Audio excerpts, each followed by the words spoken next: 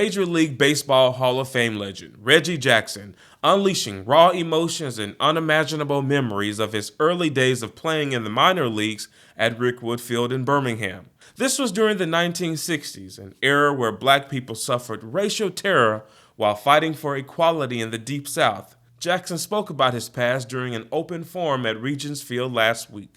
I lived in an apartment area not very far from the ballpark. I couldn't find a place to stay.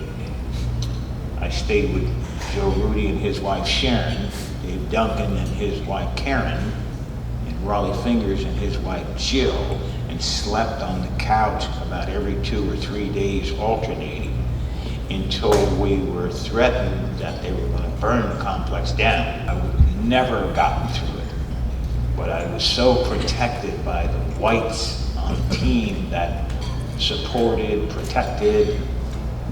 Without my white friends, I could have survived. The crowd listened in disbelief, although some were not surprised about how black people were treated so poorly during that time in Birmingham. This was a stunning experience for young Ramsey IB High School baseball players who were in the crowd and who aspired to be just like Jackson on the baseball diamond. It's been a great time, great opportunity to come here and listen to some all-time greats. I mean, Reggie Jackson, that's a Hall of Famer right there. You know, learned a lot from him. The questions he answered, you know, his upbringing, what he had to go through, you know, in the times back then.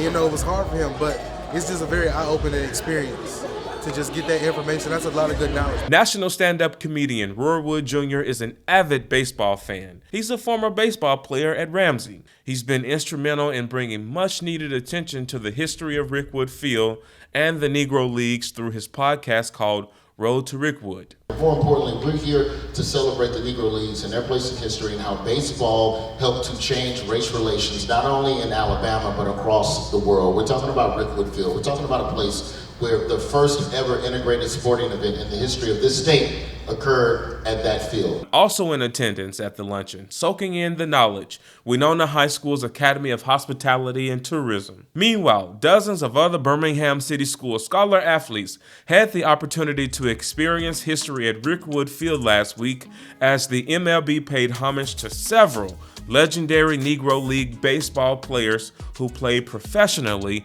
for the Birmingham Black Barons and their contributions to the game of baseball. I'm Fred Davenport, BCS Media.